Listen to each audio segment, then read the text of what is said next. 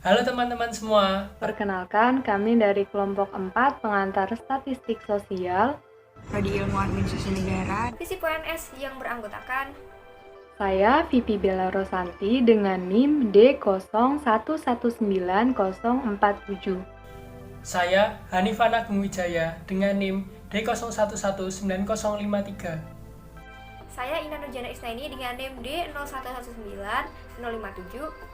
Nama saya Mutiara Zahra dengan NIM D0119079.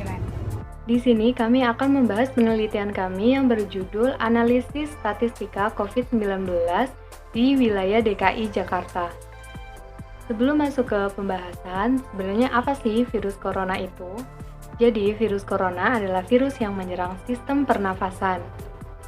Penyakit karena infeksi virus ini disebut COVID-19 atau Coronavirus Disease 2019.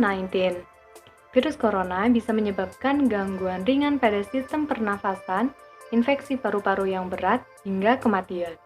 Walaupun lebih banyak menyerang lansia, virus ini sebenarnya bisa menyerang siapa saja, mulai dari bayi, anak-anak, hingga orang dewasa. COVID-19 pertama kali ditemukan di kota Wuhan, Cina pada akhir Desember 2019. Virus ini menular dengan sangat cepat dan telah menyebar hampir ke seluruh negara termasuk Indonesia hanya dalam waktu beberapa bulan. Hal tersebut membuat beberapa negara menerapkan kebijakan untuk memberlakukan lockdown dalam rangka mencegah penyebaran virus corona. Di Indonesia sendiri diberlakukan kebijakan pembatasan sosial berskala besar atau PSBB untuk menekan penyebaran virus ini. Kebijakan pembatasan sosial berskala besar atau PSBB ini dilakukan pula di wilayah DKI Jakarta. Pemerintah daerah Provinsi DKI Jakarta melakukan berbagai upaya untuk menekan peningkatan kasus coronavirus. Untuk mengetahui peningkatan jumlah kasus perharinya, pemerintah DKI Jakarta melakukan rapid test dan swab test setiap harinya sejak akhir Februari 2020 sampai Juni 2020. Data pemantauan COVID tersebut ditampilkan pada web khusus DKI Jakarta, yaitu corona.jakarta.go.id. Oleh karena itu, kami memanfaatkan data tersebut untuk dianalisis dan diinterpretasikan serta dikorelasikan sebagai salah satu wujud pemahaman kami selaku mahasiswa yang bisa menjadi teladan dan memberikan informasi mengenai hasil penelitian kami supaya dapat dimengerti oleh masyarakat luas. Dalam percobaan kali ini, kami akan menganalisis mengenai apakah ada keterkaitan antara jumlah orang yang dites dengan jumlah orang yang positif COVID-19. Data COVID-19 di DKI Jakarta ini kami ambil dalam rentang waktu 1 April hingga 2 Juni 2020. Alasan kami memilih bulan tersebut dikarenakan pada bulan tersebut sedang gencar-gencarnya rapid test dan swab test. Selanjutnya data tersebut akan kami korelasikan dan akan kami interpretasikan dengan metode person-product moment correlation yang kegunaannya untuk menyatakan ada atau tidaknya hubungan antara variabel X dan variabel Y. Variabel X yaitu jumlah orang yang dites, variabel Y yaitu jumlah orang yang positif. Memasuki bagian studi kasus. Pada penelitian kali ini, rumusan masalah yang dibahas adalah apakah ada korelasi tentang jumlah orang yang dites dengan jumlah orang yang positif corona. Hipotesis 0, tidak ada hubungan antara jumlah orang yang dites dengan jumlah orang yang positif corona. Hipotesis alternatif, ada korelasi antara jumlah orang yang dites dengan jumlah orang yang positif corona. Setelah melihat data tersebut, dapat diasumsikan data tersebut berdistribusi normal. Variabel yang dihubungkan mempunyai data linear, variabel yang dihubungkan mempunyai data yang dipilih secara acak, variabel yang dihubungkan mempunyai pasangan yang sama dari subjek yang sama pula, atau variasi skor variabel yang dihubungkan harus sama, dan variabel yang dihubungkan mempunyai data interval atau rasio.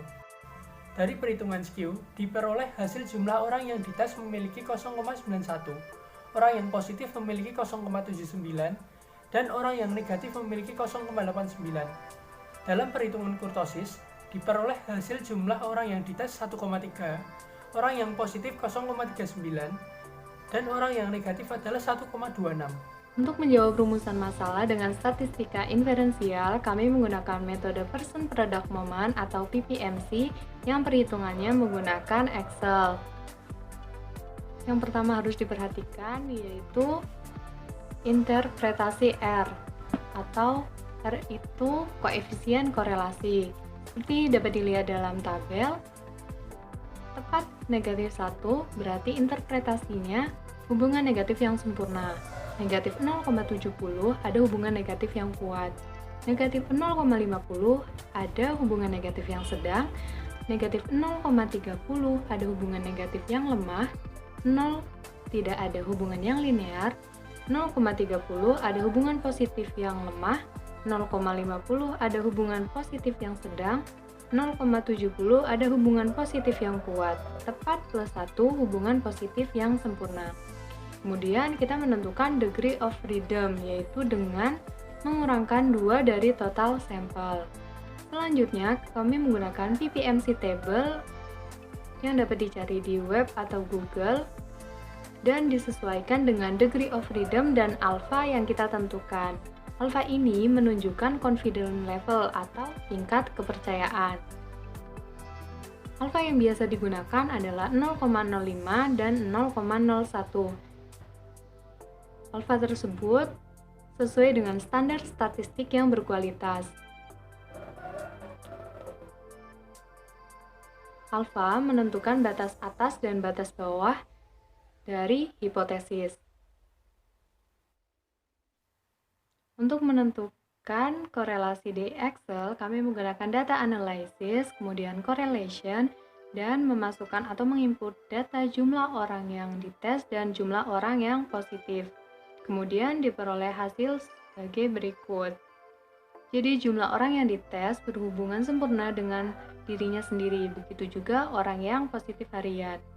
Kemudian diperoleh angka 0,037 sekian yang menunjukkan angka korelasi dari jumlah orang yang dites dan orang yang positif harian.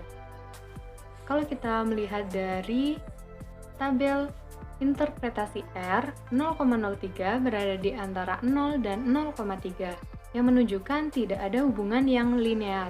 Itu dari temuan pertama.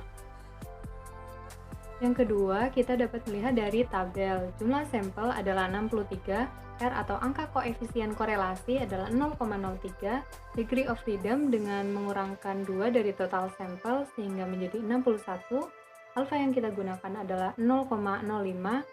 Kemudian di PPMC table, degree of freedom 61 itu tidak ada, jadi kita menggunakan yang dekat yaitu 60 sehingga diperoleh angka 0,25. Kemudian kita membuat garis sederhana di mana 0,03 ternyata ada di sebelah kiri dari 0,25.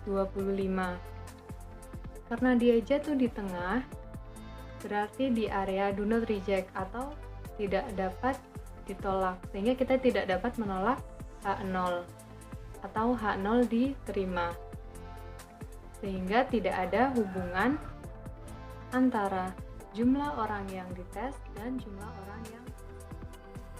Dari hasil penelitian analisis kelompok kami menyimpulkan bahwa tidak ada hubungan linier antara jumlah orang yang dites dengan jumlah orang yang positif. Sehingga bisa dikatakan jumlah orang yang dites itu tidak menentukan dengan jumlah orang yang positif. Begitu pula sebaliknya. Sekian video presentasi dari kami, kurang lebihnya kami mohon maaf, semoga bermanfaat.